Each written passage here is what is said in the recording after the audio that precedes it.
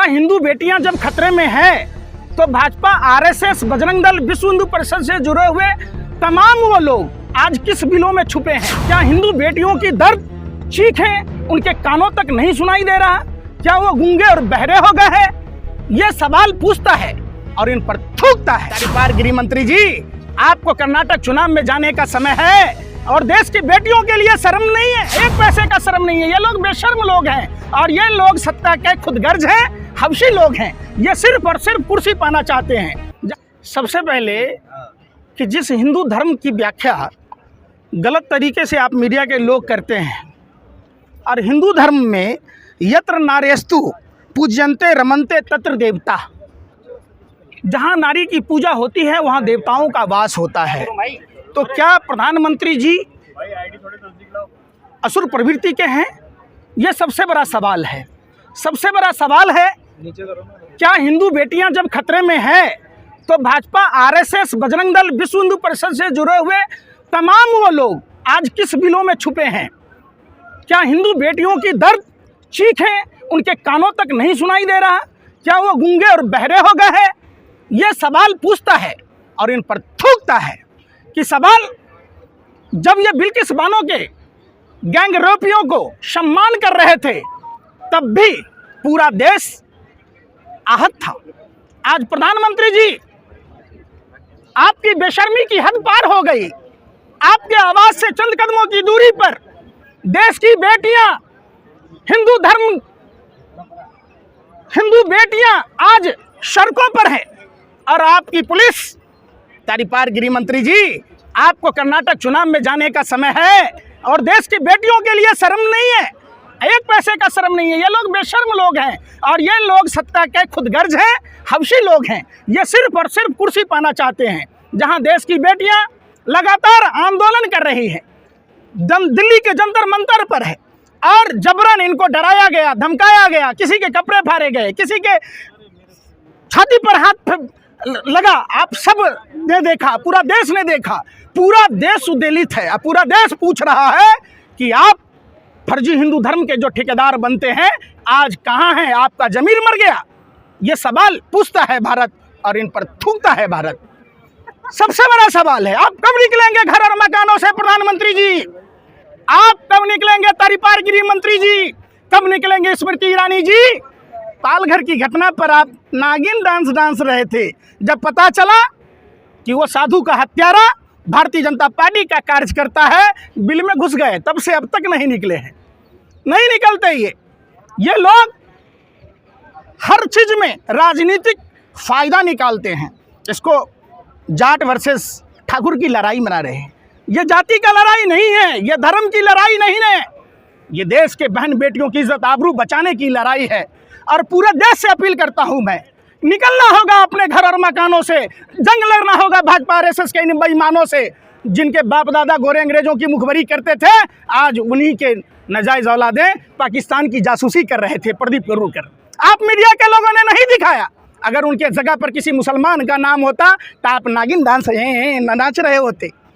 अगर बलात्कारी कोई अब्दुल होता, कोई रहमान होता, तब भाजपा आरएसएस के ये चड्डी वाले सड़कों पर लौट रहे होते।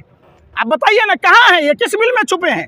हम तो कहते हैं हरियाणा के तमाम भाजपा विधायकों से आपको इस्तीफा दे देना चाहिए। क्या आप इतने बेशर्म हो गए कि आप विधायक सांसद बनने के लिए अपने बेटियों की आवाज़ नहीं बन रहे? मैं गारंटी के साथ कहता हूं, पूरे देश में घूम घूम कर देश की बेटियों के इंसाफ की लड़ाई लड़ूंगा और ये बात यही नहीं रुकेगी। पूरे देश के लोग देश के पहलवान बेटियों के साथ हैं। जब गोल्ड मेडल लेके आते हैं प्रधानमंत्री जी, सेल्फी लेते हैं, फोटो लेते हैं। और आज जब देश की बेटियां सड़कों पर अपने इंसाफ के लिए गुहार लगा रही हैं, जब इनका एफआईआर दर्ज नहीं किया जा रहा था, हम सुप्रीम कोर्ट का धन्यवाद करते हैं जिनके आदेश के कारण एफआईआर दर्ज हुआ। और निश्चित तौर पर देश के हर नौजवानों को, देश के हर नागरिकों को देश की बेटियों के इंसाफ के लिए सड़कों पर निकलना होगा। आप लोग सवाल उस पर नहीं पूछते, सजा मिलेगी। अरे भैया, देश में संविधान है, देश में लोकतंत्र है। ये कोई भाजपा आरएसएस के नेताओं का बपौती नहीं है, दहेज में लेके नहीं आया। ये तो वो लोग हैं जो गोरे अंग्रेजों की दलाली कर रहे थे। और इतने बेशरम कैसे प्रधानमंत्री जी 80,000 का मशरूम खा के सो रहे होंगे आप? आप इतने निष्ठुर अमानवीय कैसे हो सकते हैं? जिस आदमी के अंदर जमीर जिंदा होगा, देश के इन पहलवान बेटियों के साथ होगा। लेकिन अनुराग ठाकुर भी तो यही कह रहे हैं कि कानून अपना काम कर रहा है, आप लोग जाइए, रंगना खत्म कीजिए, छोड़िए, जाइए। कौन है अनुराग ठाकुर भाई? खेल मंत्री। एक नंबर का दलाल आदमी, टपोरी आदमी है। उसका भाषा आपने नहीं सुना था? गोली मारने की बात कह रहा था। कौन सा गुंडा कब वजीर हो जाए आपको पता है? ये लोग कुत्सित मानसिकता के लोग हैं। क्या अनुराग ठाकुर की बेटियां, अनुराग ठाकुर जी घर की महिलाएं आज सड़क पर होती तब भी वो क्या यही बात बोलते? हमने देखा है बलात्कार के 99% मामले सामाजिक पारिवारिक दृष्टिकोण से दब जाता है।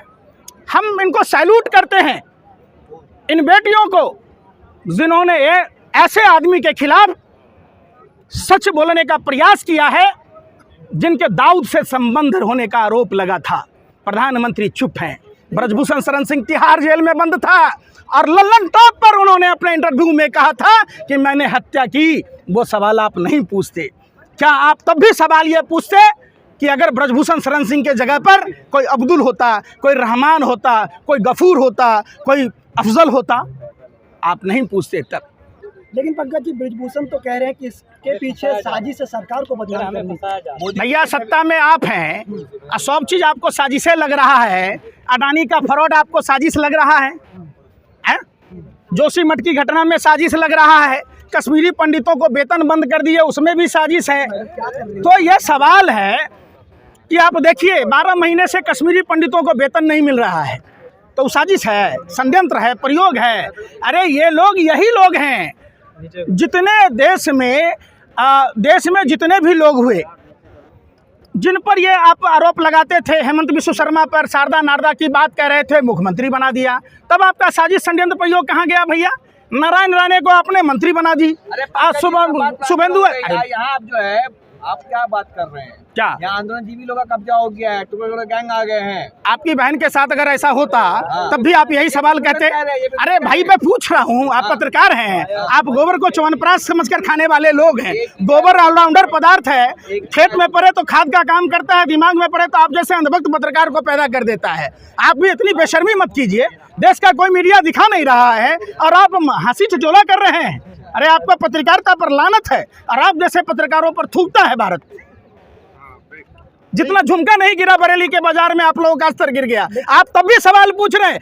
एक बेटी हिम्मत करके पूरे देश के सामने में अपने उस दुष्कर्म के सच को सामने रख रही है। हमें उसके हौसले को बढ़ाना चाहिए। काश आपकी बहन होती, आपकी बेटी होती, आपकी माँ होती, तब भी क्या आप सवाल करते? आप जलालत भरी जिंदगी जी रहे हैं। आपको डूब मर जाना चाहिए मुंह में कालिक पोत कर। आप पत्रकार नहीं हैं, आप भाजपा के गुंडा हैं, आप भाजपाई गुंडे हैं, आप अंधभक्त पत्रकार हैं। आपके सोचने समझने की शक्ति खत्म हो गई है। वो कह रहे हैं हम शिलाजीत की रोटी थोड़ी खाते हैं, कितने लोगों से एक साथ रेप कर रहे हैं। शिलाजीत क्या होता है भैया? उससे पूछिए, उनको कैसे पता चला कि शिलाजीत किस काम आता है?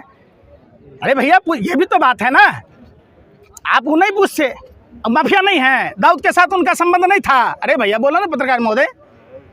अरे भैया आप भी उसी गैंग में थे क्या? तिहाड़ जेल में बंद नहीं था? आप बताओ ना भाई। सर ब्रजभूषण लगातार ये भी कह रहे हैं कि बार बार अपने बयान बदले जाते हैं लोगों के द्वारा, इस वजह से ऐसी चीजें हो रही हैं। अच्छा, हाँ जी। तो ब्रजभूषण शरण सिंह पर ये बात है, तो ब्रजभूषण शरण सिंह इस्तीफा देकर अगर दूध के धुले हैं तो क्यों नहीं कहते कि आप हमको नार्को टेस्ट करा लो, पॉलीग्राफ टेस्ट करा लो? श्रद्धा के मामले में आपने देखा होगा, आरी कहाँ से आया, किस दुकान से आया, उसका पॉलीग्राफ टेस्ट हुआ। तो क्या नार्को टेस्ट नहीं होना चाहिए, पॉलीग्राफ टेस्ट नहीं होना चाहिए ब्रजभूषण शरण सिंह का? इसलिए नहीं हो रहा है कि वो भाजपा का सांसद है। आप बताइए ना, भाजपा को चुनाव की परी है, चुनाव जीत हार की मायने रख रहा है। आप बताइए, आप महिला पत्रकार। बात ही नहीं सुनी जाती, आपको क्या लगता है देश की आम बेटी की बात सुनी जाएगी? बिल्कुल की नहीं सुनी जाएगी? बिल्कुल। जो भी नारा प्रधानमंत्री ने दिए 2012, 13, 14 में, ठीक उसके विपरीत काम किया उन्होंने। जैसे 2 करोड़ युवाओं को रोजगार देने की बात थी, 10 साल में 20 करोड़ युवाओं को रोजगार देना था, इन्होंने 1 करोड़ युवाओं को रोजगार नहीं दी। बहुत हुई महंगाई की मार, आओ भगाए भाजपा सरकार। 400 रुपए के सिलेंडर 1200 रुपए हो गई। आप देखिएगा, बहुत हुआ महिलाओं पर अत्याचार, आओ भगाए भाजपा सरकार। एक निर्भया कांड में कितना देश उद्वेलित हुआ, निर्भया को इंसाफ मिला, सिंगापुर तक की इलाज की व्यवस्था हुई। तो क्या भारतीय जनता पार्टी के नेताओं को पूर्ववर्ती सरकार से यह नहीं सीखना था? क्या देश की पहलवान बेटियां जो तिरंगे का सम्मान और देश के सम्मान में अपना खून पसीना बहाकर गोल्ड मेडल जीत कर आती हैं? एक मिनट समझिए। तो ये सवाल उठता है कि अब आप अगर इतने ही पाक साफ हैं तो आप क्यों नहीं करते? ये बीफ एक्सपर्ट की बात करते हैं, बीफ एक्सपर्ट पर पाबंदी नहीं लगाते। तो ये सबसे बड़ा सवाल है कि जांच क्यों नहीं उस पर एफआईआर दर्ज किए गए, क्यों नहीं उसको जेल में डाला जा रहा है? ये तमाम बातें हैं और देश की बेटियों के इंसाफ के लिए सभी देशवासियों से हाथ जोड़कर विनती है, निकलिए अपने घर और मकानों से। अगर अपने बेटियों को बचाना है तो भाजपा आरएसएस के नेताओं के खिलाफ आपको मोर्चा संभालना होगा, बचाना होगा भारतीय जनता पार्टी आरएसएस के नेताओं, गद्दार नेताओं से, जो अपने ही मुल्क के। आप 42,000 महिलाएं गायब है गुजरात से, गुजरात स्टोरी पर बात नहीं होती है, वहाँ कौन सा एंगल है बताओ? क्यों चुप है सरकार? अरे भाई केरला स्टोरी का फेक न्यूज हो गया ना 20,000 वाला। अरे बताओ ना, अरे बेशर्मो, अबे सत्य के दलालों, हवसियों, चड्ढी गैंग के पत्रकारों, सुनो, अरे भाई सुनो, अरे भैया गुजरात में 42,000 महिलाएं गायब हैं। आप बताओ, आप गुजरात में 42,000 महिला गायब हैं, आप लोग कभी उस पर बात नहीं करते। आरएसएस के डीआरडीओ में जो वैज्ञानिक है प्रदीप करुलकर, जो पाकिस्तानी खुफिया जानकारी दे रहा था, आपको पता है जिसको गैलेंट्री अवार्ड से नवाजा गया था, वो पाकिस्तान के लिए खुफिया जानकारी दे रहा था। डीएसपी देवेंद्र सिंह पर बात नहीं हुई, पुलवामा घटना की जांच नहीं हुई। कहते थे कमजोर प्रधानमंत्री दिल्ली में बैठा है, ये हथियार कहां से आते हैं? तो नरेंद्र मोदी जी, ये 300 किलो ये RDX कहां से आया? 50 किलो जिलेटिन कहां से आया? ये कार कहां से आई? ये तो बता दो। जब सीआरपीएफ के अधिकारियों ने एयरलिफ्ट कराने की बात की थी, जब इंटेलिजेंस का रिपोर्ट था, तो क्यों नजरअंदाज किया गया? आप बताओ, उस पर नहीं बात करते। आप कानपुर की घटना पर आपसे पाकिस्तान और श्रीलंका का क्या हाल है? इंडिया को बचा रखा है मोदी जी ने। अच्छा, आप पाकिस्तान में रहते हैं क्या? इंडिया में रहते नहीं, तो आप इंडिया की चिंता करो ना। बात कानपुर की नहीं कर रहे, काबुल की कर रहे। बात करना है इंदौर की तो आप इस्लामाबाद पहुंच जाते, बात करना हिंदुस्तान की तो पहुंच जाते हैं पाकिस्तान। पाकिस्तान में कौन रहता है? आप भी अरे भाई सुनो ना, आडवाणी गया था मजार पर चादर चढ़ाने, जिन्ना के मजार पर। आप भी जाते होंगे, आप बिरयानी खाने जाते होंगे नरेंद्र मोदी जी की तरह। आप हिंदुस्तान के पत्रकार हैं, आप बेशर्मों को इतना भी शर्म नहीं है कि आप हिंदुस्तान की बात कीजिए। अरे हिंदुस्तान की बेटी, अरे सुनो ना, अरे आप जैसे पत्रकारों ने देखा है देश ने, आप जैसे पत्रकार जो भाजपा कार्यालय में कहीं तथैया नाच रहे ना घाघरा चोली पहन के, उनकी बदौलत है। ये पाकिस्तान की बेटियां नहीं है, ये हिंदुस्तान की बेटियां हैं और ये हिंदू समाज की बेटियां हैं। आप अगर इतने ही चिंतित हैं तो आप इनको इंसाफ दिलाइए, आप उसकी बात नहीं करेंगे। अरे बेशर्मो, सत्ता के दलालों, हबसियों, शर्म करो, डूब मरो। आपकी बेटियां होती, आपकी बहन होती, तब भी आप पाकिस्तान का नजारा दिखा रहे होते क्या? पाकिस्तान का कनेक्शन है आपका, आप जरूर आरएसएस के कार्यालय जाते होंगे। अरे आप वही, आपके बाप दादाओं ने गोरे अंग्रेजों की मुखबरी की और आप पाकिस्तान की जासूसी करने वाले प्रदीप कलूकर के भाई लगते हैं। आओ आओ, अरे आरएसएस के संस्कार शाला में पढ़ के आए हो। संबित पात्रा ने ट्वीट करके बोला डेली स्कूल खुलवा रहे हैं मोदी जी, हर हफ्ते यूनिवर्सिटी विश्वविद्यालय खुल रहा है देश में डेली। हाँ जी, ट्वीट करा उन्होंने। पत्रकारिता करते हो? सवाल है वो कह रहे हैं। अरे गोबर को चमनप्राश समझ के खाते हो, रोटी खाते हो। साल में 365 दिन है, तो प्रधानमंत्री जी 10 साल से प्रधानमंत्री हैं। जब साल में 365 स्कूल कॉलेज यूनिवर्सिटी खुला तो देश में कितने गांव हैं बता दो हमें, कितना हो गया? अरे बेशर्मो, नहीं हम तो सवाल कर रहे हैं कि वो बोल रहे हैं क्या है? 56 इंच का सीना, 65 इंची का नाप लिया कर्नाटक वालों ने, 56 का नहीं है, यही तो कल नहीं है, 65 पर ही समेट दिया, 65 इंच का ही है। बजरंगबली ने नली तोड़ दी वहाँ कर्नाटक में। अरे शांति रखो, क्यों भगवान को बदनाम करते हैं? 56 इंची का, 65 इंची का है। नाप लोग जाके देखो, कर्नाटक विधानसभा में 65 विधायक हैं।